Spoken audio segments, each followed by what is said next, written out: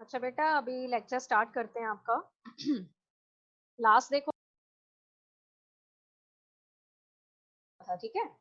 तो vegetative propagation की मैंने दो टाइप्स आप लोगों को कराई थी। एक आपके पास था आर्टिफिशियल और एक आपके पास था नेचुरल।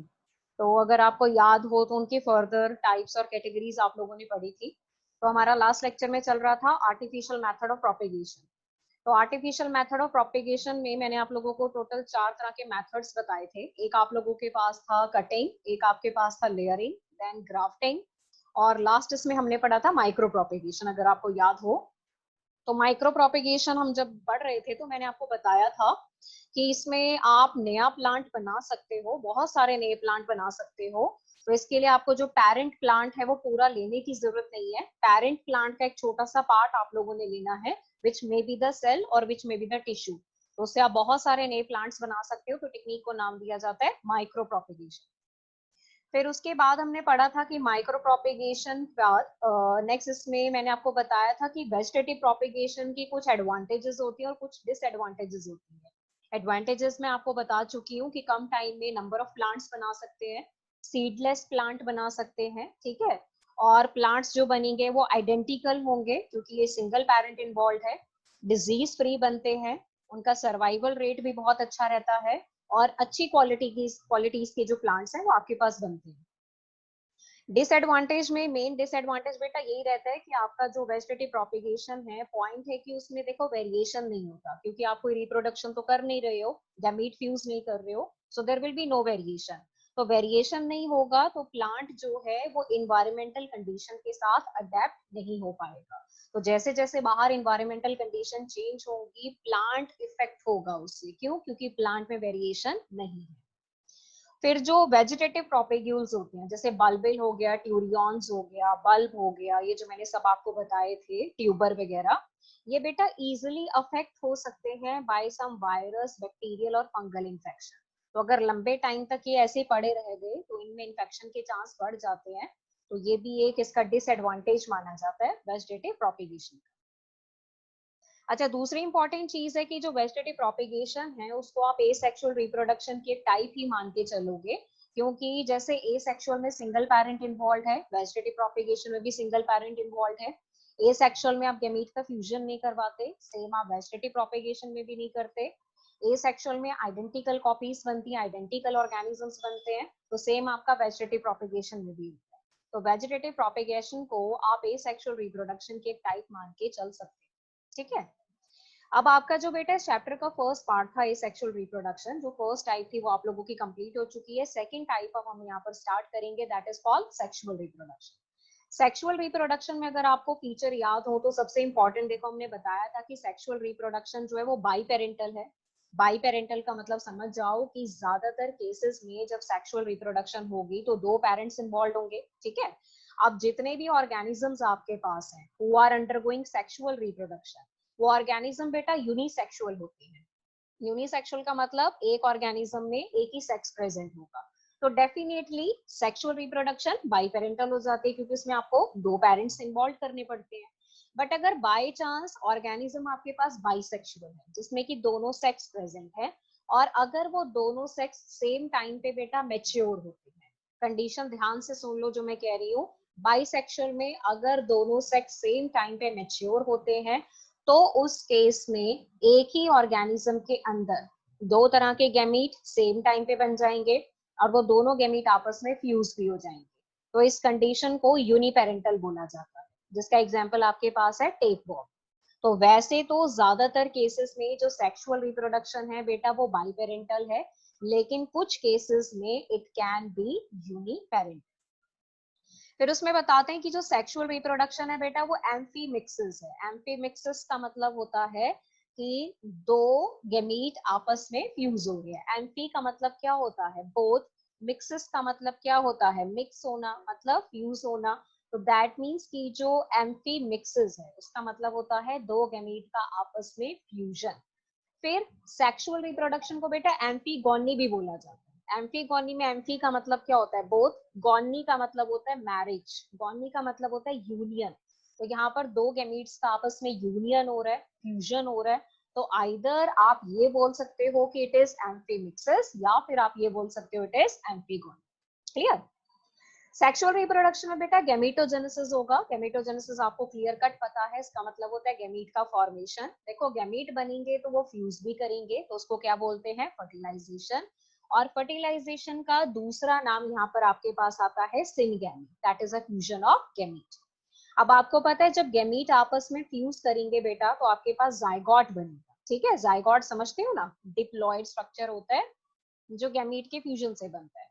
तो ये जो जाइगोट है it undergo embryogenesis. Now what is embryogenesis? Embryogenesis में इसका मतलब है एम्ब्रियो का बनना, एम्ब्रियो की फॉर्मेशन। क्योंकि देखो बेटा जो जाइगोट होता है वो यूनिसेलुलर होता है। यूनिसेलुलर का मतलब it is made up of one cell. तो वो कन्वर्ट होता है मल्टी सेलुलर स्टेज में। तो उस मल्टी सेलुलर स्टेज को क्या बोला जाता है? एम्ब्रियो। और फॉर्मेशन के प्रोसेस को क्या बोला जाता है? एम्ब्रियोजेनेसिस। क्लियर? और उसके बाद हमारा जो एम्ब्रियो है वो डेवलप हो जाता है एक प्रॉपर ऑर्गेनिज्म। तो सेक्सुअल रिप्रोडक्शन में बेटा पहले आप गैमेटोजेनेसिस करोगे, दैट इज गैमीट फॉर्मेशन। फिर वो गैमीट आपस में फ्यूज करेंगे विच इज कॉल्ड फर्टिलाइजेशन और सिंगैमी। उसके बाद होगा एम्ब्रियोजेनेसिस जिसमें जो जाइगोट है वो एक मल्टी सेलुलर स्टेज में कन्वर्ट होगा विच इज कॉल्ड एम्ब्रियो।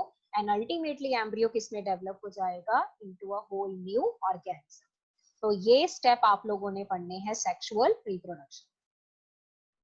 दूसरी इंपॉर्टेंट चीज बेटा कि जो सेक्सुअल रिप्रोडक्शन है उसमें मियोसिस एंड माइटोसिस दोनों होती है। हमेशा ध्यान रखो कि सेक्सुअल रिप्रोडक्शन में माइटोसिस भी होगा जिसमें नंबर ऑफ क्रोमोसोम आपके सेम रहेंगे, और इसमें मियोसिस भी होगा जिसमें नंबर ऑफ क्रोमोसोम हाफ हो जाते हैं। ठीक है, इसी वजह से सेक्सुअल रिप्रोडक्शन में क्या आती है? वेरिएशन।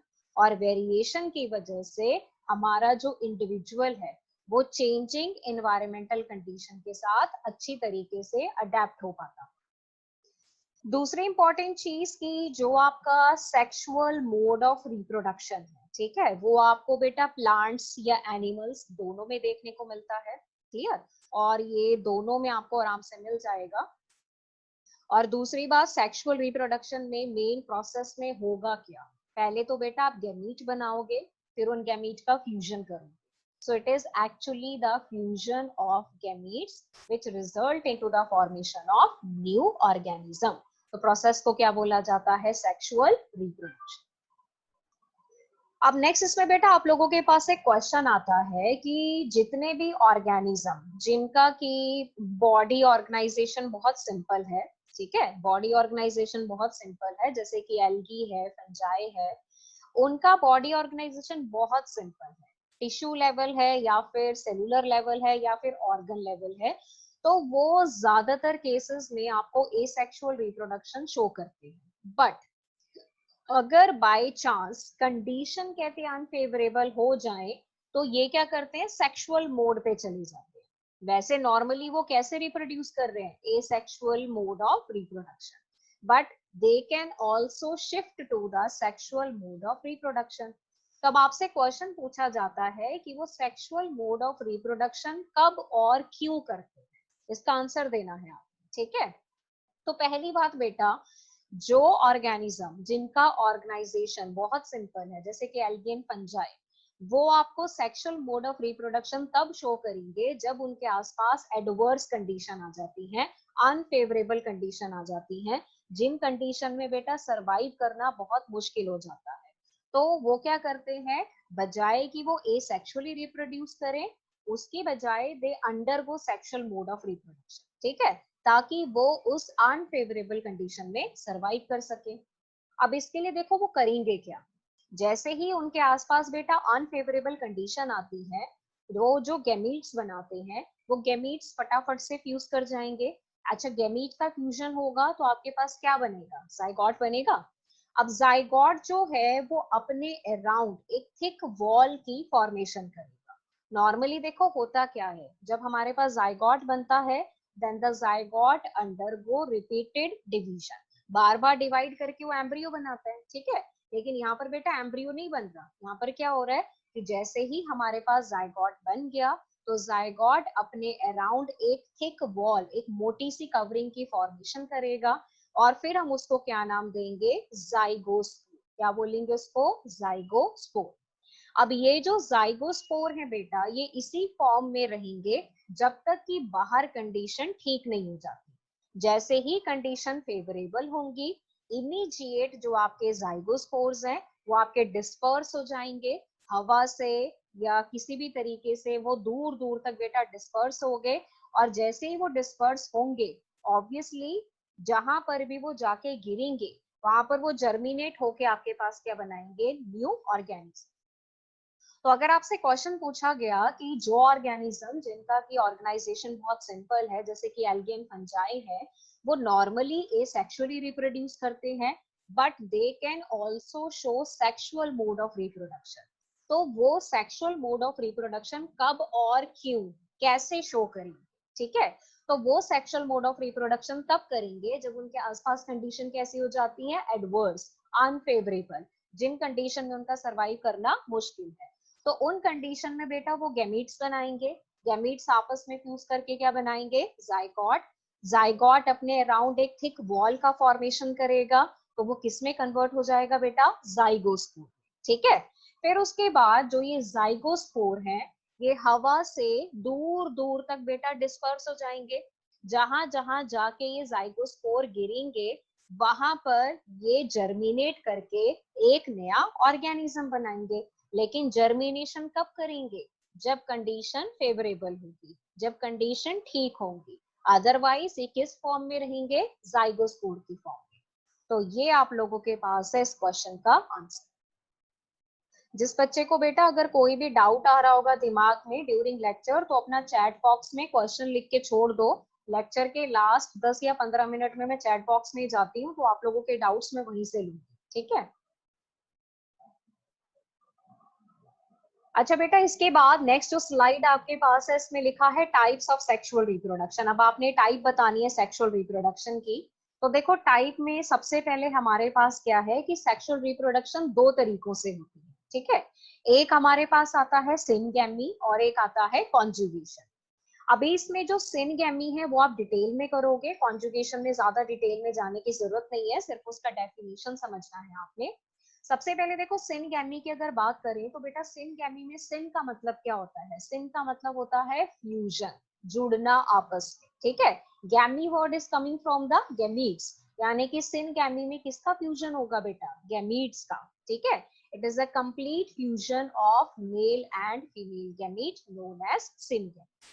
और सेकंड मेथड आपके पास कौन सा आता है बेटा, कॉन्जुगेशन का। अभी कॉन्जुगेशन में क्या होता है, कॉन्जुगेशन में दो पेरेंट टेम्पररी टाइम के लिए आपस में कनेक्ट होते हैं, ठीक है। टेम्पररी टाइम, टेम्पररी मतलब थोड़े से टाइम के लिए आपस में कनेक्ट होंगे।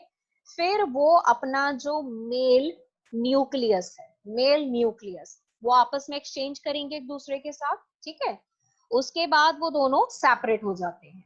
तो बचा जो मेल न्यूक्लियस है वो फीमेल न्यूक्लियस के साथ फ्यूज करके आपके पास डिप्लॉयड बना देगा स्ट्रक्चर। तो एक तो बेटा कॉन्जुगेशन है जो नॉर्मली आप पैरामीशियम में पढ़ते हो, इवन बैक्टीरिया में भी आपने कॉन्जुगेशन पढ़ा था।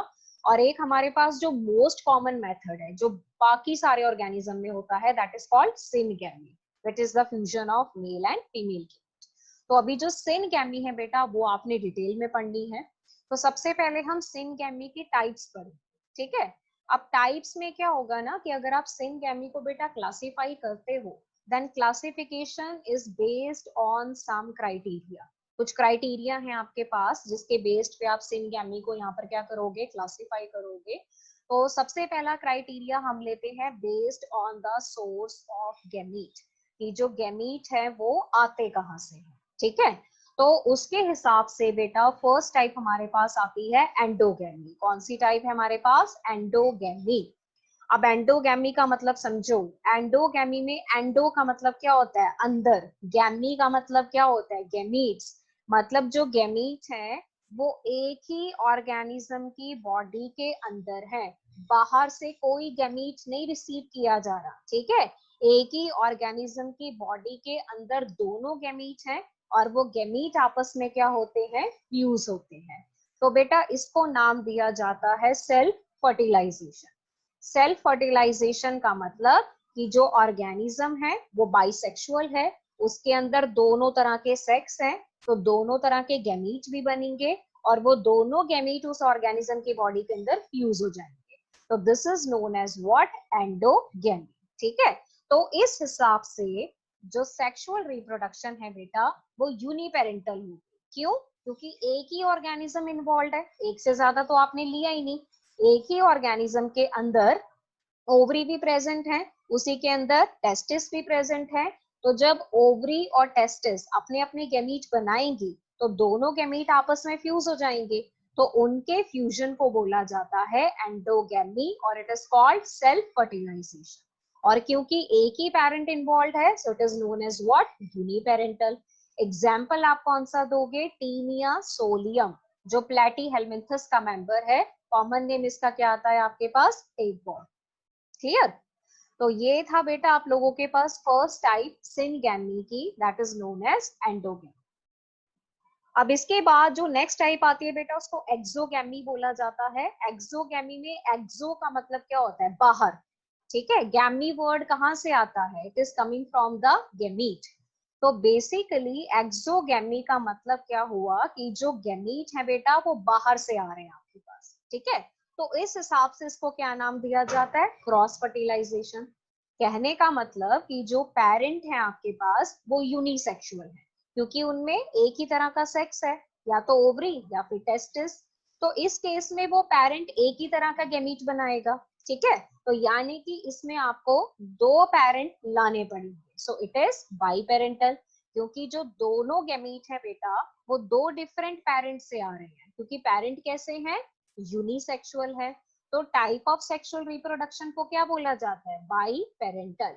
जैसे ह्यूमन का केस हो गया, फ्रॉग का केस हो गया।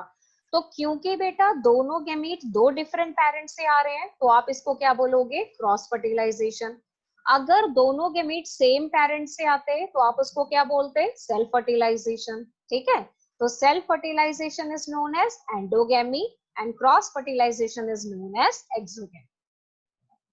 तो ये बेटा सिनगैमी की दो टाइप है आपके पास, and these two type are based on the source of gamete. कि जो गैमीट आपके पास है वो आते कहाँ से हैं। मैं फिर से रिपीट कर रही हूँ, अगर दोनों गैमीट सेम पेरेंट से आते हैं तो उसको आप एंडोगैमी बोलोगे, या फिर आप बोलोगे सेल्फ फर्टिलाइजेशन। और अगर दोनों गैमीट दो डिफरेंट पेरेंट से आ रहे हैं then it is called exogamy और it is known as cross fertilisation. अब सेकंड जो बेटा इसमें क्राइटेरिया आप लोगे that is based on the structure of fusing gamete. मतलब जो गैमीट आप आपस में फ्यूज करवा रहे हो उनका स्ट्रक्चर कैसा है। तो उस बेसिस पे हम क्या करते हैं, सिनगैमी को तीन टाइप में डिवाइड करते हैं। ठीक है, सबसे पहली टाइप आती है आइसोगैमी। कौन सी टाइप है आपके पास? आइसोगैमी। अब बेटा आइसोगैमी में आइसो का मतलब क्या होता है? आइसो का मतलब होता है सेम। ठीक है, गैमी वर्ड कहाँ से आता है? गैमीट से। यानी कि जो गैमीट आपस में फ्यूज करेंगे वो सेम है, वो सिमिलर है। क्योंकि वो सिमिलर है इसीलिए आप बेटा उनको होमोगैमीट्स भी बोलते हो। होमो का मतलब पता है ना? होमो का मतलब होता है सेम, होमोगैमीट्स। तो होमोगैमीट्स किसके केस में होंगे? आइसोगैमी के केस में, क्योंकि गैमीट कैसे हैं? सेम। गैमीट का स्ट्रक्चर भी सेम है और गैमीट का साइज भी सेम है। तो जब गैमीट्स का स्ट्रक्चर भी सेम होता है, साइज भी सेम होता है, तो टाइप ऑफ फ्यूजन को क्या बोला जाता है? आइसोगैमी। एग्जाम्पल कौन सा है? Cladophora which is a member of alga. फिर सेकंड टाइप आपके पास आते हैं बेटा एनाइसोगैमी। अब एनाइसो में देखो एन लगा है, एन का मतलब होता है डिसिमिलर। ठीक है, एनाइसो का मतलब क्या होता है? डिसिमिलर। यानी कि जो गैमीट आपस में फ्यूज करेंगे बेटा वो सेम नहीं है। देखो उनका जो स्ट्रक्चर होगा वो तो सेम होगा, स्ट्रक्चर सेम होगा, लेकिन साइज क्या होगा बेटा? डिफरेंट। एक बड़ा हो सकता है, एक छोटा हो सकता है। तो साइज दोनों का क्या है? डिफरेंट। लेकिन स्ट्रक्चर दोनों का क्या है? सेम। तो ऐसे टाइप की फ्यूजन को क्या बोला जाता है? एनाइसोगैमी। इसका एग्जाम्पल आता है क्लेमेडोमिनास। थर्ड टाइप आती है बेटा ओगैमी। अब ओगैमी आपको पता है ह्यूमन में हम पढ़ते हैं, ह्यूमन में मोस्ट कॉमन कौन सी होती है बेटा? ओगैमी। ओगैमी में क्या बताते हैं कि जो फीमेल गैमीट है वो लार्ज होगा, बड़े साइज का होगा, but it is non motile. ठीक है, नॉन मोटाइल होता है, मूव नहीं करता। लेकिन जो मेल गैमीट होता है वो उसका ऑपोजिट होता है। ऑपोजिट का मतलब मेल गैमीट छोटा होगा and it should be motile. ठीक है, तो ओगैमी के केस में जो फीमेल गैमीट है वो लार्ज है और नॉन मोटाइल है, लेकिन जो मेल गैमीट है बेटा वो स्मॉल है एंड आपके पास मोटाइल है। एग्जाम्पल है ह्यूमन और सेकंड एग्जाम्पल है फ्यूकस। अब ये डायग्राम देखो जरा, आपको अपनी स्क्रीन पे क्लियर नजर आ रहा होगा। आइसोगैमी का डायग्राम है बेटा। जहां देखो आइसोगैमी होती है वहां पर दोनों गैमीट का स्ट्रक्चर भी सेम होता है, साइज भी सेम होता है और सब कुछ सेम है। इसीलिए गैमीट को क्या बोला जाता है? आइसोगैमीट्स। क्या बोला जाता है इनको? आइसोगैमीट्स। या फिर आप इनको बेटा होमोगैमीट्स भी बोल सकते हो। होमो का मतलब क्या होता है? सेम। एग्जाम्पल कौन सा है? क्लैडोफोरा। ठीक है, अगर आप डायग्राम देखो तो डायग्राम में बिल्कुल क्लियर है, दोनों का स्ट्रक्चर भी सेम है, दोनों का साइज भी सेम है। एनाइसोगैमी में देखो फर्क लग रहा है ना आपको? दोनों का अगर आप स्ट्रक्चर देखो तो स्ट्रक्चर सेम है, लेकिन क्या दोनों का साइज सेम है? नहीं है। एक बड़े साइज का है और एक छोटे साइज का है। बड़े साइज वाला जनरली क्या है? फीमेल गैमीट, और छोटे साइज वाला मेल गैमीट। तो ऐसी फ्यूजन को क्या बोला जाता है? एनाइसोगैमी। या फिर आप बेटा इनको हेट्रोगैमीट्स भी बोल सकते हो। हेट्रो का मतलब समझे? डिससिमिलर। ठीक है, फिर आपके पास आता है ओगैमी। अब ओगैमी का मतलब मैंने क्या बताया था कि जो मेल गैमीट होगा वो स्मॉल होगा, मोटाइल होगा, और जो फीमेल गैमीट है वो लार्ज है और वो नॉन मोटाइल है। तो दो डायग्राम्स हैं बेटा यहाँ पर आपके पास। फर्स्ट डायग्राम है फ्यूकस का, विच इज एन एल्गा। ये बड़े साइज वाला जो आपको दिख रहा है ये फीमेल गैमीट है, but it is non motile. और जो बहुत ही स्मॉल साइज का है बेटा वो मेल गैमीट है एंड इट इज मोटाइल। ठीक है, सेम वे में ह्यूमन के केस में जो बड़े साइज वाला नॉन मोटाइल है वो एग है या फिर उसको बोला जाता है फीमेल गैमीट। और जो स्मॉल साइज का मोटाइल होता है बेटा वो ह्यूमन स्पर्म है, यानी कि वो आपका मेल गैमीट है। तो ये आपके पास तीन टाइप है, आइसोगैमी, एनाइसोगैमी, और एक आपके पास आता है ooगैमी। अच्छा बेटा, एक लास्ट टाइप है, अगर मल्टीपल चॉइस क्वेश्चन में बाय चांस कभी पूछ ली गई तो वो आपको पता होनी चाहिए, दैट इज हॉलोगैमी। ठीक है, हॉलोगैमी में देखो हॉलो वर्ड आता है ना, हॉलो का मतलब होता है होल, मतलब पूरा का पूरा, कंप्लीट। और गैमी का मतलब क्या होता है? गैमीट। यानी कि यहाँ पर जब फ्यूजन होगा तो उस फ्यूजन में दो ऑर्गेनिज्म कंप्लीटली फ्यूज्ड हो जाएंगे। तो जब दो ऑर्गेनिज्म कंप्लीटली एक दूसरे के साथ फ्यूज्ड हो जाते हैं बेटा, तो उस टाइप को क्या बोला जाता है? हॉलोगैमी। मोस्ट कॉमन एग्जांपल कौन सा है आपके पास? ईस्ट। ये सारी टाइप्स आप लोगों ने +1 में भी पढ़ी होंगी जब आपने किंगडम फंजाई पढ़ा होगा। ठीक है, अब बेटा आप लोगों से क्वेश्चन पूछा जाता है कि what are the advantages of sexual reproduction. Sexual reproduction के एडवांटेजेस बतानी है आपने। तो देखो एडवांटेजेस में सबसे पहला मेन एडवांटेज क्या है कि सेक्सुअल रिप्रोडक्शन क्या प्रोड्यूस करता है? वेरिएशन। ये तो आपको पता है। क्यों? क्योंकि आप सेक्सुअल रिप्रोडक्शन में क्या करते हो? मेयोसिस। अब अगर वेरिएशन आएंगी तो वेरिएशन की वजह से आपके पास क्या होगा बेटा? इवोल्यूशन। इवोल्यूशन का मतलब होता है फॉर्मेशन ऑफ न्यू स्पीशीज। ठीक है, जितने भी आपके पास ऑफस्प्रिंग बनेंगे, यानी कि जितने भी नए ऑर्गेनिज्म बनेंगे, they are better adapted to the environmental condition. मतलब अगर इन्वायरमेंटल कंडीशन चेंज होती है तो आप उससे अफेक्टेड नहीं होगे। क्यों? क्योंकि आप उसके साथ डील कर सकते हो। क्यों डील कर सकते हो? क्योंकि आप में वेरिएशन प्रेजेंट है। चौथी इंपॉर्टेंट पॉइंट ये है कि जो सेक्सुअल रिप्रोडक्शन है वो इंडिविजुअल का विगर और वाइटलिटी बढ़ाता है या उसको प्रोवाइड करता है। मतलब सेक्सुअल रिप्रोडक्शन आप में वेरिएशन लेके आएगा, उस वजह से आप लंबा लाइफ स्पैन जी सकते हो। क्यों? क्योंकि आप इन्वायरमेंटल कंडीशन के साथ ज्यादा अच्छे तरीके से अडेप्ट हो जाते हो। ठीक है, तो इससे आपका सर्वाइवल बढ़ जाता है। अच्छा, अगर डिसएडवांटेज पूछा गया बेटा तो ज्यादा कोई मेन डिसएडवांटेज तो नहीं है, बट फिर भी बोला जाता है कि जैसे सेक्सुअल रिप्रोडक्शन में बाई पेरेंटल होता है, मतलब दो पेरेंट आपको चाहिए ही चाहिए। अगर एक भी पेरेंट एब्सेंट होगा तो वहां पर देखो फ्यूजन नहीं हो सकता, ठीक है।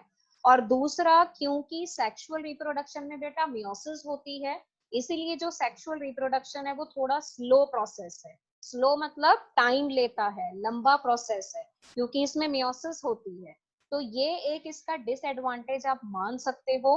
अदरवाइज सेक्सुअल रिप्रोडक्शन एडवांटेजियस है, क्योंकि वो आप में वेरिएशन इंट्रोड्यूस करता है। तो ये आप लोगों ने पढ़ना था बेटा रिगार्डिंग द सेक्सुअल रिप्रोडक्शन।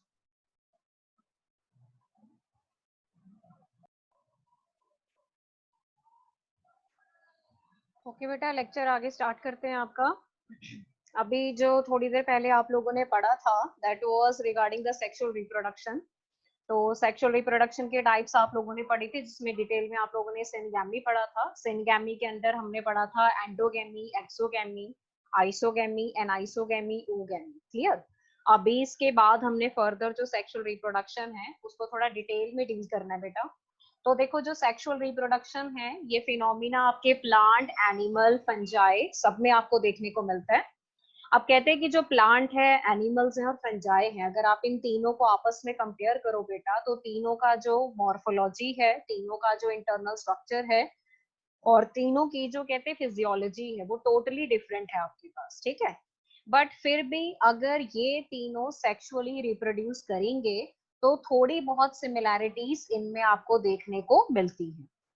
तो कौन कौन सी सिमिलैरिटीज हैं जो इनमें आपको देखने को मिलेंगी और किस वजह से देखने को मिलेंगी? देखो बेटा, ये जितने भी ऑर्गेनिज्म आपके पास है, प्लांट है, एनिमल्स है, फंजाई है, बहुत अलग है एक दूसरे से, लेकिन कुछ चीजें हैं जो ये सिमिलर एक दूसरे के साथ शेयर करते हैं। देखो, सबसे पहले क्या होगा कि इनका अगर आप पूरा लाइफ स्पैन देखो तो इनके पूरे लाइफ स्पैन में हमारे पास टोटल 3 तरह के फेज हमें देखने को मिलते हैं।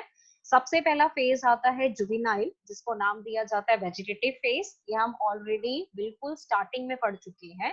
जुवेनाइल और वेजिटेटिव फेज को ग्रोथ स्टेज भी बोला जाता है, क्योंकि इसमें ऑर्गेनिज्म क्या करता है बेटा, ग्रो करता है। सेकंड जो आपके पास है उसको रिप्रोडक्टिव फेज बोला जाता है। नाम से क्लियर है, इस फेज में ऑर्गेनिज्म क्या करेगा, रिप्रोड्यूस करेगा, ठीक है, फर्टिलाइज करेगा, अपने जैसे नए ऑर्गेनिज्म बनाएगा। थर्ड जो बेटा लास्ट आपके पास है उसमें आता है एजिंग एंड डेथ, मतलब ऑर्गेनिज्म के धीरे धीरे बॉडी में जितनी भी एक्टिविटीज हैं वो स्लो होनी स्टार्ट हो जाती हैं, और अल्टीमेटली जब वो सारी एक्टिविटीज रुक जाएंगी तो बायोलॉजिकली हम मानते हैं कि ऑर्गेनिज्म की डेथ हो गई। तो जितने भी ऑर्गेनिज्म आपके पास है, वेदर प्लांट, एनिमल, फंजाई, चाहे वो दिखने में बहुत अलग है, एक दूसरे से बहुत डिफरेंट है, बट स्टिल इनमें कुछ सिमिलैरिटीज आपको मिलती हैं। कैसी सिमिलैरिटी? कि सबके लाइफ स्पैन में 3 तरह के फेज आते ही आते हैं। पहला कौन सा फेज है? जुवेनाइल और vegetative phase. Second reproductive phase, and third is ageing and death. अब इसमें बेटा सबसे पहले अगर हम जुबिनाइल फेज की बात करें तो देखो, जुबिनाइल को प्री रिप्रोडक्टिव फेज बोला जाता है। प्री रिप्रोडक्टिव मतलब का क्या हुआ कि रिप्रोडक्शन से पहले। ऑब्वियसली कहते हैं इस फेज में ऑर्गेनिज्म रिप्रोड्यूस नहीं करता, लेकिन वो ग्रो करता है, उसकी लेंथ बढ़ती है, हाइट बढ़ती है, तो हमारे हिसाब से ऑर्गेनिज्म क्या कर रहा है, ग्रो कर रहा है, ठीक है। और पर्टिकुलरली बेटा प्लांट्स में इस फेज को नाम दिया जाता है वेजिटेटिव फेज का, और इसकी जो ड्यूरेशन होगी वो सब में अलग अलग होगी। अब आप में जो जुवेनाइल फेज का ड्यूरेशन है बेटा, वो डेफिनेटली आप में जितना है सेम आपको प्लांट में थोड़ी मिलता है, सब ऑर्गेनिज्म में इसका जो ड्यूरेशन है, जो टाइम पीरियड है, वो आपको अलग अलग मिलेगा। सेकंड आता है बेटा रिप्रोडक्टिव फेज। अब रिप्रोडक्टिव का मतलब होता है जहां जुवेनाइल फेज खत्म हो जाएगा। जैसे ही जुवेनाइल फेज खत्म हुआ तो आपके पास कौन सा फेज स्टार्ट हो गया, रिप्रोडक्टिव फेज। नाम से क्लियर है बेटा, इस फेज में ऑर्गेनिज्म कैसा होता है, मैच्योर होता है, उसमें गमीट्स बनते हैं, वो फर्टिलाइजेशन शो करता है, ठीक है। तो उसमें बहुत सारे चेंजेस भी आपको देखने को मिलते हैं। जैसे प्लांट की एग्जांपल लो, प्लांट में आपको फ्लावरिंग देखने को मिलती है, उनमें फ्लावर प्रोड्यूस होते हैं, जब वो रिप्रोड्यूस करते हैं सेक्सुअली मैच्योर होते हैं। हमारे केस में हमारी बॉडी में बहुत सारे चेंजेस आते हैं, मॉर्फोलॉजिकल भी और फिजियोलॉजिकल भी, जिससे हमें ये पता लगता है कि ऑर्गेनिज्म क्या है, सेक्सुअली मैच्योर हो चुका है और वो रिप्रोड्यूस कर सकता है, ठीक है। तो इस फेज का जो ड्यूरेशन है बेटा, वो भी आपको सभी ऑर्गेनिज्म में डिफरेंट डिफरेंट मिलता है। अब जो ड्यूरेशन आप में है वो प्लांट में थोड़ी प्रेजेंट है, ठीक है, तो सब में इस फेज का ड्यूरेशन क्या है, डिफरेंट है। थर्ड जो इसमें आता है बेटा वो एजिंग है। एजिंग यानी कि सेनीसेंस, मैं पहले ही बता चुकी हूँ प्लांट के केस में you use the term senescence, normally animal के लिए क्या यूज होता है, एजिंग। तो इसमें क्या होता है ना बेटा, बॉडी में कॉनकमिटेंट चेंजेस होते हैं। कॉनकमिटेंट चेंजेस का मतलब होता है कि धीरे धीरे आपकी बॉडी की जितनी भी मेटाबॉलिक एक्टिविटीज है सब स्लो होनी स्टार्ट हो जाती है, ठीक है, चाहे डाइजेशन है, रेस्पिरेशन है, ब्लड सर्कुलेशन है, कुछ भी होगा, जितनी भी मेटाबॉलिक एक्टिविटीज आपकी बॉडी में होती हैं वो धीरे धीरे स्लो हो जाती है। और जैसे ही ये पीरियड होगा तो इसको क्या बोला जाता है, एजिंग। और जब ये सारी एक्टिविटीज आप में रुक जाएंगी बेटा तो अल्टीमेटली पर्सन की क्या हो जाती है, डेथ हो जाती है, ठीक है। अब क्वेश्चन आपसे पूछा जाएगा जो कि आपकी एनसीईआरटी में भी लिखा हुआ है, जब आप एनसीईआरटी पढ़ोगे तो ध्यान से देखना, है क्वेश्चन वहां पर जरूर आएगा कि कौन कौन से ऐसे फैक्टर्स हैं जो रिस्पॉन्सिबल होते हैं प्लांट और एनिमल्स में इन फेजेस के लिए। जैसे एनिमल में पहला फेज आया वेजिटेटिव, फिर आया रिप्रोडक्टिव, फिर आ गया एजिंग। तो कहते हैं फेज आते कैसे हैं, एक के बाद दूसरा फेज, दूसरे के बाद तीसरा फेज, कौन से ऐसे फैक्टर हैं जो इन फेजेस को बेटा रेगुलेट करके रखते हैं। तो जो फैक्टर इन फेजेस को बेटा रेगुलेट करेगा वो फैक्टर आपके पास है हार्मोन्स, ठीक है। आपकी बॉडी में बहुत सारे हार्मोन्स प्रोड्यूस होते हैं, सेम वे में आपने प्लांट की बॉडी में भी हार्मोन्स पढ़े हैं। तो ये सभी हार्मोन्स मिलके क्या करते हैं, ये इन फेजेस को रेगुलेट करके रखते हैं। हार्मोन डिसाइड करेंगे कि पहला फेज आप लोगों में कौन सा आएगा, that is vegetative, second phase आप में आता है रिप्रोडक्टिव, और थर्ड फेज आप में आता है एजिंग। तो आप में इन फेजेस को रेगुलेट करने का काम कौन करता है, हार्मोन्स करते हैं, ठीक है। अब उसके बाद हम लोगों ने बात करनी है बेटा फ्लावरिंग प्लांट्स की, कि अगर आप फ्लावरिंग प्लांट्स को देखो, जैसे एंजियोस्पर्म आप पढ़ते हो, तो वो कितने तरह के होते हैं। अब ये हम बताएंगे based upon the flowering, based upon the fruiting, ठीक है। अब जैसे फर्स्ट टाइप हमारे पास आती है बेटा मोनोकार्पिक, सेकंड टाइप आपके पास लिखी है पॉलीकार्पिक। पहले तो इनका मतलब समझो। मोनोकार्पिक का मतलब होता है सिंगल, एक बारी। कार्पिक वर्ड आता है फ्रूट से, फ्लावरिंग से, कि जो प्लांट है वो एक ही बार फ्लावरिंग करेगा, एक ही बार फ्रूटिंग, मतलब एक बार फ्रूट प्रोड्यूस करेगा, उसके बाद उसकी क्या हो जाएगी, डेथ। तो उस प्लांट को आप क्या बोलोगे, मोनोकार्पिक। लेकिन अगर कोई प्लांट बार बार फ्लावरिंग करता है, बार बार फ्रूट प्रोड्यूस करता है, तो ऐसे प्लांट को क्या बोला जाता है, पॉलीकार्पिक प्लांट। तो ये आप लोगों ने टर्म्स वैसे पहले पढ़ी होंगी +1 में, अब जरा इनको थोड़ा डिटेल में देख लो। मोनोकार्पिक में बेटा जो फ्लावर प्रोड्यूस होंगे वो सिर्फ एक ही बारी होंगे ट्री के लाइफ साइकिल में। इसमें प्लांट एनुअल बाइनियल दो हो सकते हैं। एनुअल वो हैं जिनका लाइफ स्पैन एक सीजन में कंप्लीट हो जाता है, बाइनियल वो हैं जिनमें 2 सीजन लगते हैं। फिर एक बार जब इनमें फ्लावरिंग हो गया, फ्रूटिंग हो गया, तो उसके बाद बेटा प्लांट की डेथ हो जाती है, फिर हमारे पास नया प्लांट प्रोड्यूस होता है, ठीक है। लेकिन अगर मैं पॉलीकार्पिक की बात करूं तो पॉलीकार्पिक में देखो, पॉली वर्ड है, पॉली का मतलब क्या होता है, पॉली का मतलब होता है बहुत बार। मतलब ये वाले जो प्लांट है बेटा, ये बार बार फ्लावर प्रोड्यूस करते हैं, हर सीजन में इनकी फ्लावरिंग होती है, तो इस वजह से बार बार ये फ्रूट भी प्रोड्यूस करेंगे, ठीक है। अब जैसे इन्होंने एक बार फ्लावरिंग किया, एक बार फ्रूटिंग किया, तो इसका मतलब ये थोड़ी कि इनकी डेथ हो गई, ये जिंदा रहते हैं। अगले साल जब नया सीजन आता है तो फिर से फ्लावरिंग करते हैं, फिर से फ्रूटिंग करते हैं, तो मतलब ये बार बार फ्लावरिंग कर रहे हैं, बार बार फ्रूटिंग कर रहे हैं, तो आप इनको क्या बोलते हो, पॉलीकार्पिक प्लांट, ठीक है। तो पॉलीकार्पिक में बेटा जो प्लांट होते हैं वो पेरिनियल होते हैं, एनुअल या बाइनियल नहीं होंगे, कैसे होंगे, पेरिनियल। मतलब उनका लाइफ स्पैन होता है बहुत सालों का, 1 या 2 साल का लाइफ स्पैन नहीं होता, काफी लंबा लाइफ स्पैन होता है, तो उनको क्या बोला जाता है, पेरिनियल प्लांट, ठीक है। अब दूसरी बात ये है कि अगर आप मोनोकार्पिक की बात करो बेटा, तो मोनोकार्पिक में मैंने बोला कि जब फ्लावरिंग और फ्रूटिंग हो गई तो उसके बाद प्लांट की क्या हो जाती है, डेथ हो जाती है, वो प्लांट खत्म हो जाता है, फिर आपके पास नया प्लांट बनेगा, ठीक है। तो मतलब इन प्लांट्स में वेजिटेटिव फेज आया, फिर इन प्लांट्स में रिप्रोडक्टिव फेज आया, रिप्रोडक्टिव फेज में इन्होंने फ्लावर प्रोड्यूस करे, फ्रूट प्रोड्यूस करे, उसके बाद इनमें क्या हो गया, सेनीसेंस, मतलब इनकी हो गई डेथ, ये हो गए खत्म, सीधी सी बात है, ठीक है। लेकिन बेटा अगर आप पॉलीकार्पिक की बात करो, पॉलीकार्पिक जो कि बार बार फ्लावरिंग कर रहे हैं, बार बार फ्रूटिंग कर रहे हैं, हर साल हर नए सीजन में फ्लावर बनाते हैं, फ्रूट्स बनाते हैं, तो देखो उनमें क्या होगा ना कि आपको तीनों फेज में क्लियर कट डिस्टिंक्शन नहीं मिलेगा। अब आप कहने को तो बोल दो कि प्लांट हमारा वेजिटेटिव फेज में है, तो मतलब वो फ्लावरिंग फ्रूटिंग नहीं करेगा। फिर आपने बोला कि प्लांट रिप्रोडक्टिव फेज में चला गया जहां पर उसने फ्लावरिंग एंड फ्रूटिंग करी।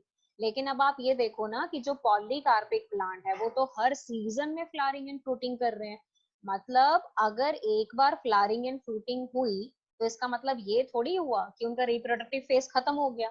मतलब वो रिप्रोडक्टिव फेज कैसा चल रहा है, वो तो लंबा चल रहा है। क्यों? क्योंकि वो बार बार फ्लावरिंग एंड फ्रूटिंग कर रहे हैं। तो पॉलीकार्पिक के केस में बेटा जो तीनों फेज है, वेजिटेटिव, रिप्रोडक्टिव, सेनीसेंस, इनमें ना आपको क्लियर कट डिस्टिंक्शन नहीं मिलेगा। समझ रहे हो? क्योंकि ये बार बार फ्लावरिंग एंड फ्रूटिंग करते हैं। मोनोकार्पिक में पहला एग्जांपल बेटा राइस का है, दूसरा व्हीट है, third radish and fourth is carrot. Polycarpic में पहला एग्जांपल एप्पल है, second mango, third grapes and fourth is orange. तो ये कुछ इंपॉर्टेंट डिफरेंस है between the monocarpic and polycarpic. यानी कि अगर कोई प्लांट एक बार फ्लावरिंग एंड फ्रूटिंग करता है तो उस हिसाब से वो प्लांट क्या है, मोनोकार्पिक। और मोनोकार्पिक प्लांट या तो एनुअल होते हैं या फिर बाइनियल। एनुअल वो हैं जो एक सीजन में अपना लाइफ खत्म कर देते हैं, पूरा स्पैन खत्म हो जाता है। अगर जिनको 2 सीजन लगते हैं तो उनको बाइनियल भी बोल दिया जाता है, ठीक है। लेकिन अगर कोई plant bar bar flowering and fruiting कर रहा है और वो डेथ नहीं हो रही है उसकी उसके बाद भी, उसको पॉलीकार्पिक बोला जाता है। और पॉलीकार्पिक जनरली कैसे प्लांट होते हैं, पेरिनियल, जिनका लाइफ स्पैन काफी सालों का होता है, काफी लंबा रहता है। अब बेटा ये वाले दो टाइप तो आप लोगों ने पढ़ लिए, लेकिन इन दोनों टाइप में ना दो एक्सेप्शनल केस है, ठीक है। और वो एक्सेप्शनल केस इतने ज्यादा इंपॉर्टेंट हैं कि उनमें मल्टीपल चॉइस क्वेश्चन पक्का डेफिनेटली पूछा जाता है। मैं बहुत स्ट्रेस देके बोल रही हूँ कि ये दो एग्जाम्पल ना आपको बहुत अच्छे से लर्न करनी है, क्योंकि इनमें से बहुत सारे क्वेश्चंस आपको आने वाले हैं। देखो पहला एग्जाम्पल आपको दिया बैम्बू प्लांट का। बैम्बू प्लांट का एक स्पीशीज है जिसका नाम है बैम्बूसा टुल्डा, ठीक है, ये प्लांट का नाम है। अब ये प्लांट का अगर आप बेटा लाइफ स्पैन देखो तो देखो कितना लिखा हुआ है स्क्रीन पे, ध्यान से देखो जरा, मैंने जहाँ पे एरो लगाया है 50 to 100 ईयर्स। लाइफ स्पैन देख रहे हो कितना लंबा है इसका, 50 to 100 ईयर्स। तो लाइफ स्पैन के हिसाब से पहले तो ये चीज देखो कि आप इसको बेटा एनुअल बोलोगे, बाइनियल बोलोगे कि पेरिनियल बोलोगे। डेफिनेटली बेटा पेरिनियल ही तो बोलोगे, क्योंकि लाइफ स्पैन देखो कितने सालों का है, 50 से 100 साल। समझ रहे हो मेरी बात? तो ये पेरिनियल हुआ। अब पेरिनियल प्लांट को हमने किस कैटेगरी में रखा था, पॉलीकार्पिक। पॉलीकार्पिक का मतलब क्या है, बहुत बार फ्लावरिंग और फ्रूटिंग करते हैं, समझ रहे हो। लेकिन बेटा ये प्लांट एक्सेप्शनल केस है। ये वाला प्लांट फ्लावरिंग और फ्रूटिंग करेगा सिर्फ एक बार, सिर्फ एक बार। लेकिन इसका लाइफ स्पैन कितना है, 50 से 100 साल का। यानी कि 50 से 100 साल के लाइफ स्पैन में, इतने लंबे लाइफ स्पैन में सिर्फ ये एक बार फ्लावरिंग एंड फ्रूटिंग करेगा, उसके बाद इसकी क्या हो जाएगी, डेथ। लाइफ स्पैन देखो कितना लंबा है, ठीक है। लाइफ स्पैन के हिसाब से मैंने क्या बोला, पेरिनियल। लेकिन ये पॉलीकार्पिक नहीं है। पॉलीकार्पिक का मतलब क्या होता है, जो बार बार फ्लावरिंग एंड फ्रूटिंग करता है। लेकिन बेटा ये तो सिर्फ एक ही बार कर रहा है, तो उस हिसाब से आप इसको क्या बोलोगे, मोनोकार्पिक। तो बैम्बूसा टुल्डा का प्लांट मोनोकार्पिक है, क्योंकि वो अपने पूरे लाइफ में सिर्फ एक ही बार फ्लावरिंग एंड फ्रूटिंग करता है। लेकिन उसका लाइफ स्पैन होता है 50 से 100 साल लंबा, तो उस हिसाब से हम इसको क्या बोलेंगे, पेरिनियल।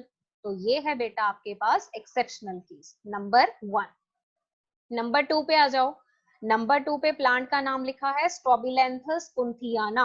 क्या नाम है प्लांट का, स्ट्रॉबिलैंथस कुंथियाना। कॉमन नेम क्या है, नीला कुरंजी।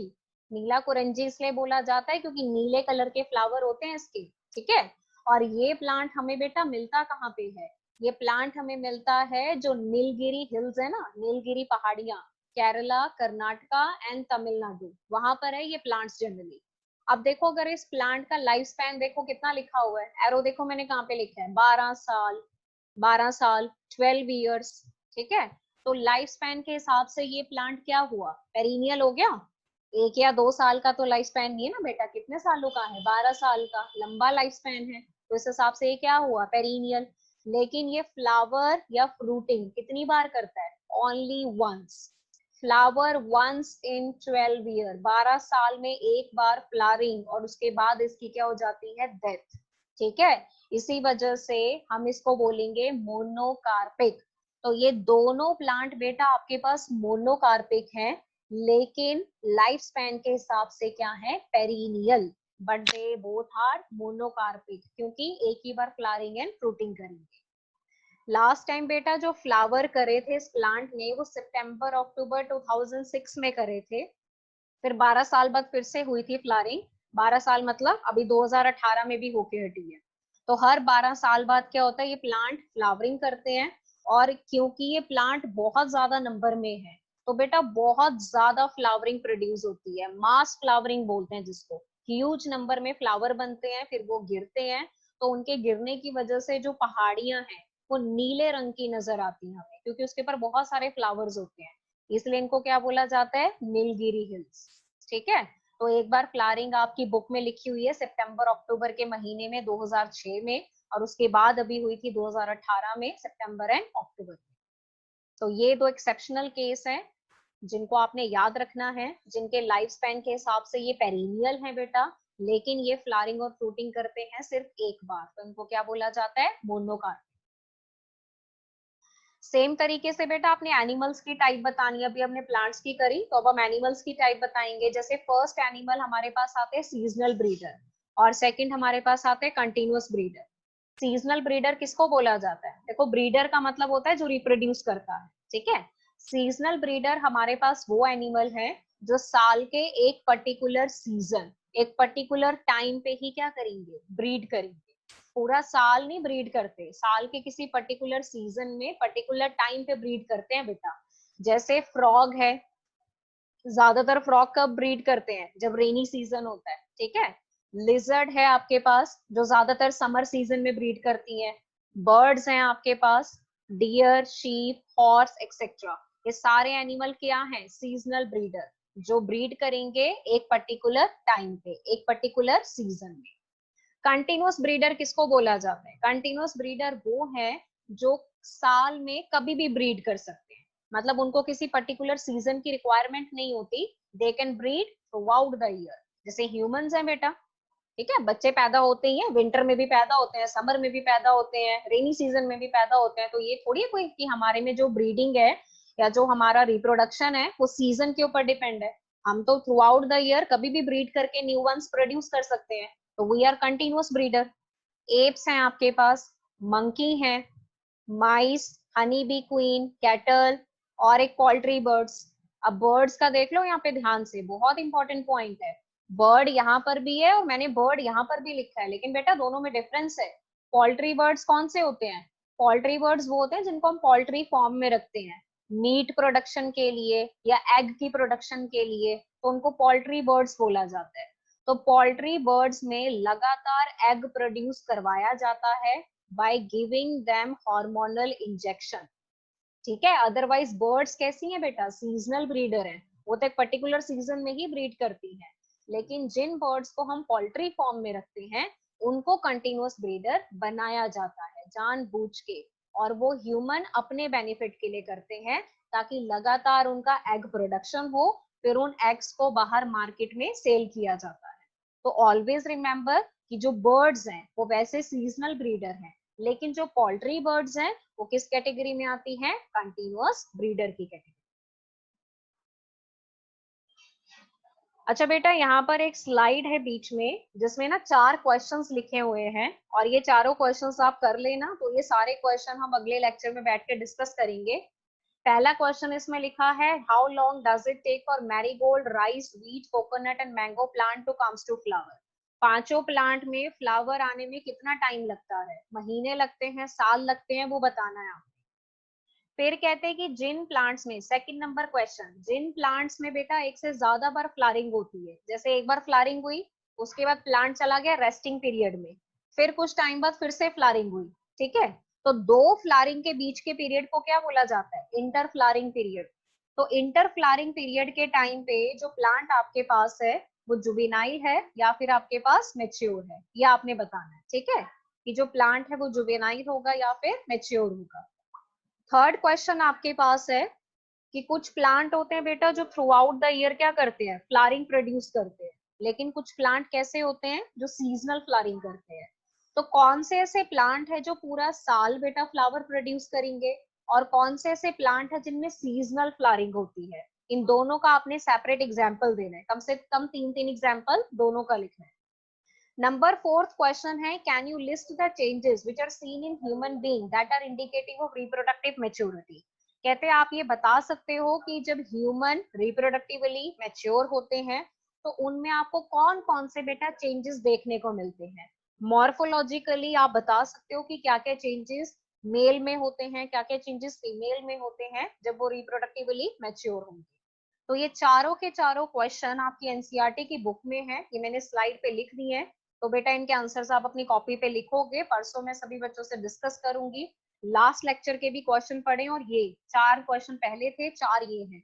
तो टोटल ये जितने क्वेश्चन हैं ये परसों लेक्चर में डिस्कस होंगे, तो इनको आप लोग कंप्लीट कर लेना। क्लियर? तो ये आप लोगों ने करना था रिगार्डिंग द टुडे लेक्चर।